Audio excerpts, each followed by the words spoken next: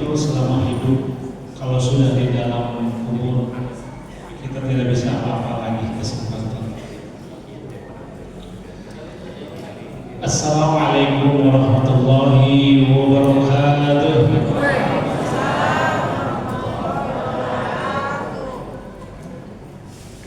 Alhamdulillahilladzi anzala ala abdihi al-kitaba wa lam yaj'al lahu 'iwaja. Asyhadu an la ilaha illallah wa asyhadu anna Muhammadan abduhu wa rasuluh. Allahumma shalli wa sallim ala Muhammad wa ala ali Muhammad. Faqad qala Allah ta'ala a'udzu billahi as-sami'il 'alim minasyaitonir rajim. Innamal mu'minun alladzina idza dzukira Allah wajilat qulubuhum wa idza tuliyat 'alaihim ayatuhu zadatuhum imanan wa 'ala rabbihim yatawakkalun. Wa qala aidan ya ayyuhalladzina amanu kutiba 'alaikumus siyam kama kutiba 'alal ladzina min qablikum la'allakum tattaqun. Al-ayat sadaqallahul 'azim wa sadaqar rasul sallallahu alaihi wasallam. Bapak Ibu semuanya yang saya hormati, yang saya banggakan, terutama Ketua Masjid beserta jajarannya, Bapak RW, Bapak RT, Ibu Majelis Taklim Al-Ansor, yang semoga Allah berikan selalu kesehatan dalam hidup ini, kemudahan dalam urusannya, dan mudah-mudahan semuanya diselamatkan dunia dan akhirat, serta Allah berikan kebahagiaan dunia dan akhirat. Ada satu ayat yang sering kita baca dalam surat yang kedua, ayat 184. Allah katakan, berpuasalah kalian, itu lebih baik untuk kalian bila kalian tahu. Ayat ini di ujung ayat surat 2. Arti secara khusus itu menunjukkan kepada kita bahwa kita ini tidak banyak tahu. Tidak banyak tahu artinya kita ini sedikit dikasih tahu oleh Allah Subhanahu wa taala. Di mana letak kita tidak tahu. Kata Allah Subhanahu wa taala di dalam surat ini. Ada seorang perempuan yang meninggal dunia, sudah tua usianya, sudah nenek-nenek, dimandikan oleh seorang yang memandikan mayat. Pada saat dimandikan, itu mayat tersenyum. Yang memandikan bengong, ini kenapa ya si nenek ini tersenyum? Kayak pengen saya mendambakan saya mati atau meninggal dunia ini tersenyum. Maka kata-kata ini dibawa sampai malam, tidur dan bermimpi ketemu dengan orang yang memandikan, yang dimandikan itu.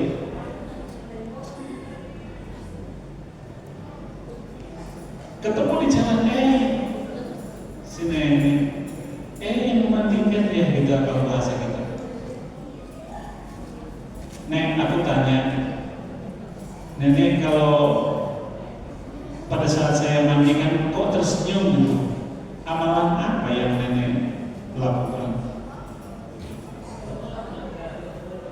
Kata si nenek, aku setiap hari memberikan satu piring nasi untuk orang yang lewat di pinggir rumah saya.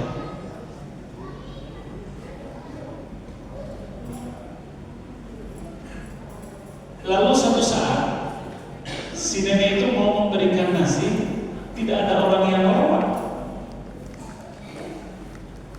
Maka si nenek bilang, aduh, sampai jam segini kan belum ada orang lewat ke sini. Ada lewat keledai, dikasihkanlah sama keledai. Keledai, kamu tuh makhluk Allah, makhluk Tuhan, aku ngasih sama kamu ya.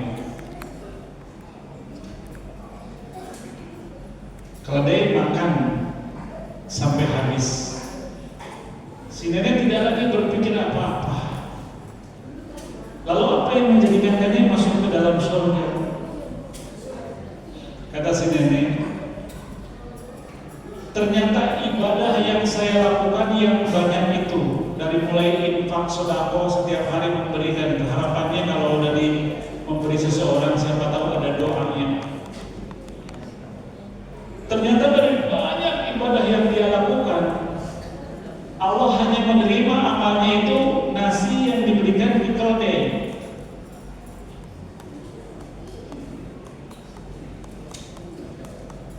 Dan itulah yang menyebabkan si nenek dia masuk surga.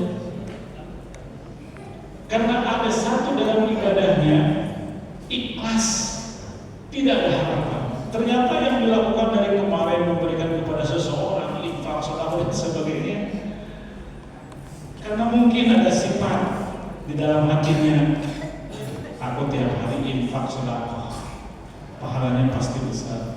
Ternyata hilang semua.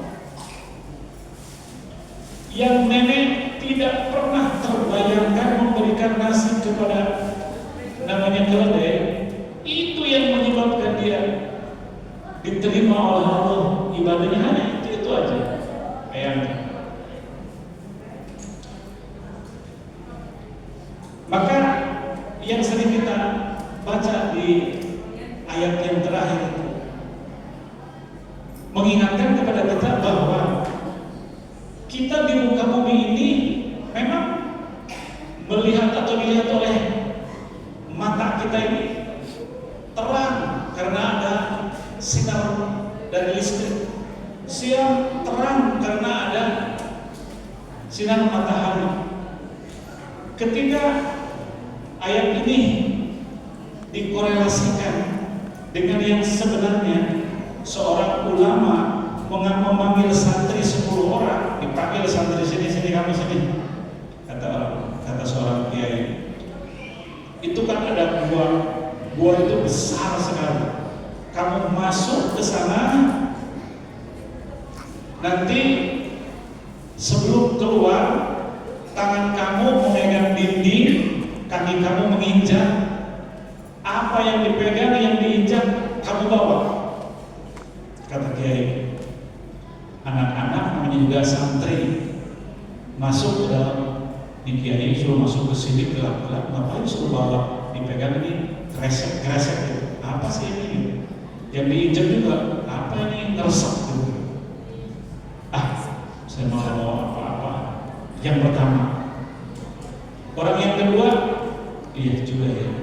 Tapi saya bawa aja segenggam aja lah. Bawa segenggam. Yang ketiga, saya mau bawa satu saku aja lah, satu saku diisi. Karena udah diperintah oleh kiai. Yang lain, saya penuhin aja lah. Saku saya ini ada 4 dan penuhin. Saya mau bawa kresek, saya mau satu kresek aja saya masukin apa dia dipegang orang yang terlihat. Ada yang bawa satu karung, saya mau orang siapa tahu satu karung dimasukin. Saya mau bawa 4 karung. Yang 10 orang itu tidak ada yang sama membawa, tapi semua membawa kecuali yang pertama. Pesan kiai, kalau sudah keluar dari gua, jangan kamu buka. Nanti akan saya tanya. Pas sudah keluar, coba yang digenggam nomor satu tadi ke depan. Saya nggak bawa apa-apa. Sudah. Yang kedua tadi ada yang digenggam, pas dibuka Pak, dibuka. Ternyata emas 24 karat, intan permata, jamrud. Kalau tahu emas begini saya banyak ngambil. Ya bawa satu-satu. Buka emas juga 24 karat. Begitu juga yang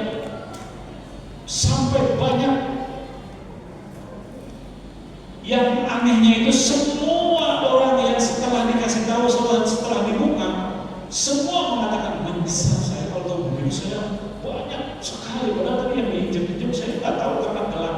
Sama dalam kehidupan di sini di dunia ini.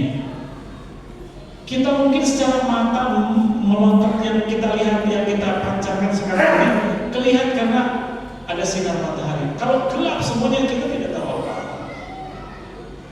Ternyata Allah memerintahkan kepada kita ini dalam ibadah. Mungkin dilihat dari sisi kemanusiaan yang diberikan itu atau yang dilakukan itu kayaknya tidak membuat indah, bahkan tidak mulia dilihatnya. Tapi di hadapan Allah sangat mulia sekali. Sebaliknya, di hadapan manusia begitu banyak kita memberikan makanan, begitu banyak kita memberikan infak dan sebagainya. Di hadapan manusia begitu indah dan hebatnya dan terpuji bahkan mulia di hadapan manusia. Kata Allah tidak, itu hina karena di dalam hatinya ingin disebut orang yang paling baik, ingin disebut orang yang dermawan dan sebagainya, sehingga ria di dalam tubuhnya. Maka ditulis di dalam surat Al-Baqarah ayat 184 itu dengan ayat yang sangat indah. Padahal sebelumnya Allah sudah menyampaikan qaulun ma'rufun wa maghfiratun qaulun ma'ruf wa maghfiratun khairun min shadaqatin yatba'uha adab. Kata Allah, qaulun ma'ruf, kata-kata yang ma'ruf, yang bijak, yang baik, itu lebih hebat, lebih bagus, lebih sempurna, lebih mulia di hadapan Allah, daripada kita memberi diomong-omong. Itu kan Quran yang berikan saya waktu itu. Ditanya, lagi di mana? Lagi sholat. Selalu sholat ngomong, lagi sholat. Sifat di dalam hati masih sifatnya bukan rianya, Pak. Sifatnya saja hati-hati. Dengan ria, kata Allah SWT, jangan ngomong-ngomongin hal-hal yang baik. Cukup. Kata Nabi, al-yadul mulia wa khairul yadis sufla. Ketika kita memberi dengan tangan kanan, ikhlaskan, yang tahu cuma kita dengan Allah, yang lain nggak usah tahu. Makanya tangan kanan memberi, tangan kiri nggak usah tahu. Melatih keikhlasan dalam beribadah, proses. Bapak Ibu yang saya hormati, datang ke sini bukan karena Bapak ada perintah lagi, tapi di dalam surat 37 ayat 9 itu Allah ciptakan kalian, Engkau ciptakan kita semua, dan Aku yang memperjalankan, kata Allah. Jadi datang kita ke sini, Allah yang menjalankan. Harapan kita mudah-mudahan nilai hadir datang ke sini, kita tidak tahu, mungkin pada malam ini ibadah kita diterima oleh Allah Subhanahu wa Ta'ala, yang membuat semua dosa-dosa hilang, semua dosa diampuni, semua dosa menjadi 0, 0. Mungkin karena malam ini kita hadir, karena kita tidak tahu malam yang sangat sungguh luar biasa.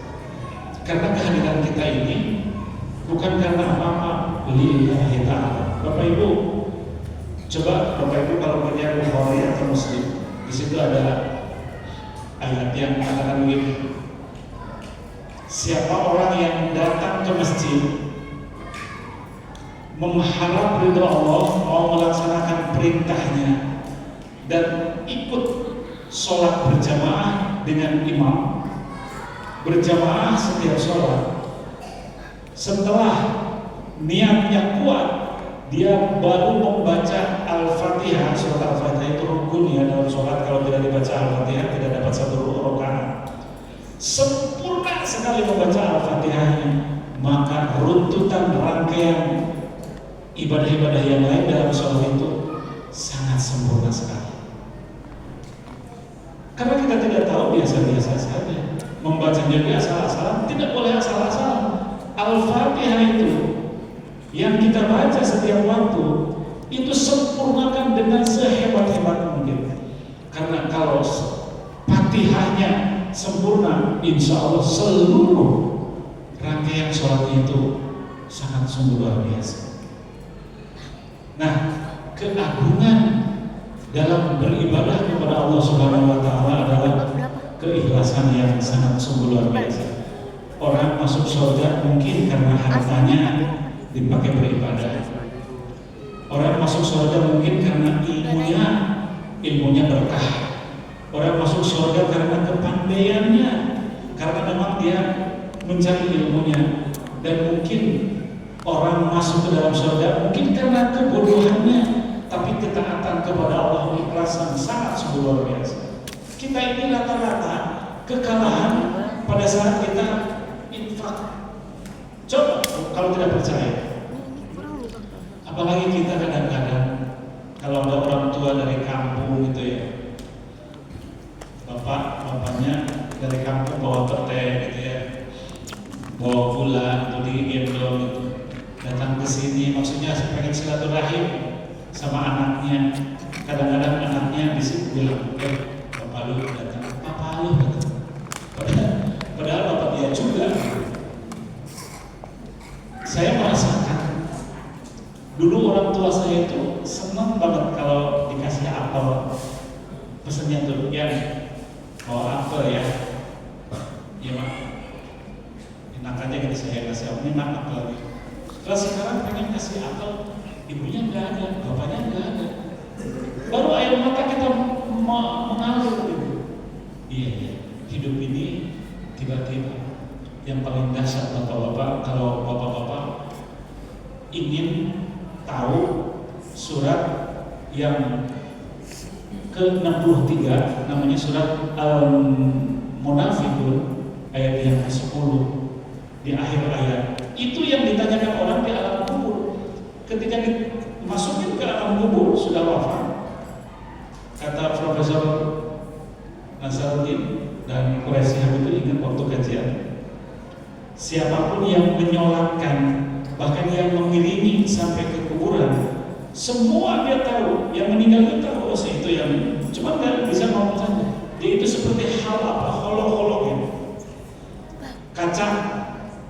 Terus saya manggil, sini. Dia manggil, tapi kita nggak bisa mendengar. Nah begitu orang yang meninggal dia masuk ke dalam, dia mencium. Itu yang di belakang yang dehem-dehem ngasih tahu bahwa ini sudah habis waktunya gitu, atau batuk biasa. Lalu soalnya akan cerita sedikit lagi. Nah gitu ya. 2 menit lagi kalau ya, 2 menit lagi. Boleh kan? Boleh. Itu ketika Mas dimasukin di sini, tercium, lah ini bau apa ya? Kamu sudah mati. Pas kok sempit sekali. Ternyata baru dia sadar apa yang teriak yang pertama, kaget bahwa dia di dalam kubur sendirian. Apa yang dia ucapkan? Laula akhartani ila ajalin qarib. Dia meminta kepada Allah, ya Allah, kembalikan lagi sebentar saja. Kata Allah, mau ngapain? Fa as-sadaqu wa aku minas sholihin, supaya orang jadi orang yang soleh. Fa as-sadaqu, ingin bersedekah, harta yang ada akan saya berikan semuanya. Bayangin ya, dia cuma minta beberapa menit saja. Saya ingin memberikan sedekah kepada orang. Nah, di bulan Ramadan ini manfaatkan dengan sebaik mungkin. Pak Ustaz, kalau dia sedekah mau wajar, orang duitnya banyak, saya tidak punya. Kata Nabi, sedekah yang kamu lakukan kalau tidak ada dengan harta, dengan makanan, dengan mal, kata Nabi, zikrullah, zikir kepada Allah. Subhanallah wa bihamdihi, subhanallahil azim. Inilah yang membuat malaikat keteteran mencatat, menulis pahala yang begitu banyak nilainya. Subhanallah wa bihamdihi, subhanallahil azim, subhanallah wa bihamdihi. Itu malaikat keteteran. Hadisnya sahih. Sering ibu-ibu kalau majelis taklim sering menyampaikan, padahal hadisnya kalimat Hafifatani, dua kalimat yang Allah cintai. Hafifatani ala lisan. Di lisan ini sangat mudah sekali diucapkan. Habibatani ala rahman. Ar-Rahman ini Habib. Habib itu adalah yang mencintai. Allah sangat mencintai dengan dua kalimat itu.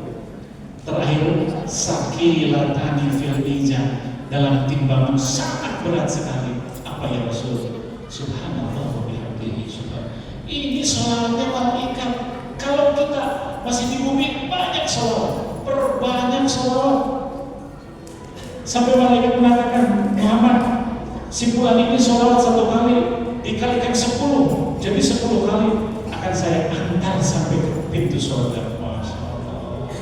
Tinggal lihat wajah-wajahnya calon-calon surga semuanya. Amin.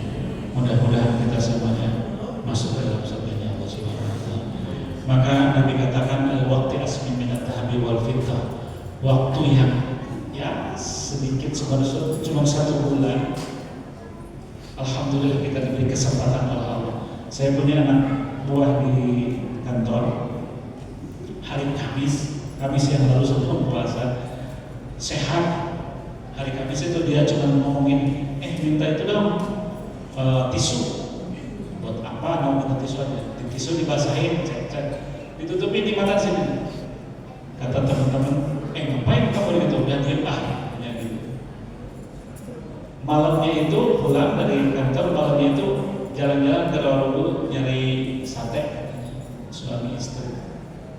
Pulang dari situ jam 7 pagi, ketawa-ketawa anaknya tiga, ketawa-ketawa langsung jam 7 tidak bisa bergerak lagi, wafat tanpa sakit. Jadi kalau mati itu tidak perlu nunggu tua, tidak perlu nunggu sakit. Di surat 4 ayat 78, aynama takunu yudrikumul maut, di mana saja Anda berada, yudrikumul maut, kematian itu mengikuti kita. Walau kuntum fi burujin musayyadah, walau kita merasa saya masih sehat, saya masih muda, nggak bisa. Mati adalah misterius problem. Maka kita semuanya sama-sama bakal ke arah sana supaya datang ke sana. Di hadis yang sahih, bila orang mendapatkan nikmat kubur, maka pada saat wafat mati masuk ke dalam kubur tidak ingat apa-apa sampai kiamat terjadi, baru dia mengatakan jangan ganggu, aku lagi enak tidur, padahal kiamat datang. Nah, orang itu mendapatkan nikmat kubur tidak ingat-ingat. Tapi kalau orang mendapatkan siksa kubur, di dalam surat 40 Al-Ghafirun atau Al-Mu'minun namanya, ayat yang ke-46, baru masuk hari ini setelah dikasih tahu oleh Allah, tempat kamu pagi-pagi itu neraka, malam tuh tempat kamu, dikasih tahu sehari semalam 2 kali, itu di dalam surat 40. Oleh karenanya mari kita mohon kepada Allah agar dijauhkan dari siksa api neraka, dan mudah-mudahan kita semuanya diampuni hilaf dan salahnya dengan nilai kebaikan kita. Karena kata Allah di dalam surat ke-12 ayat 114, innal hasanati yudhibnas sayyi'at. Jadi menutupi dosa itu dengan berbuat baik. Kata Allah, innal hasanati, berbuat baik yang banyak, yudhibnas sayyi'at, untuk menutupi keburukan. Dalika, itulah adzikra, yang selalu ingat akan hilaf kita, akan dosa-dosa kita. Lidzakirin, bagi orang yang mengingatnya akan kehilangan kita. Itu yang kami sampaikan pada malam ini, semoga bermanfaat. Billahi fi sabilillah wa lakum minkum. Mohon maaf. Assalamualaikum warahmatullahi wabarakatuh.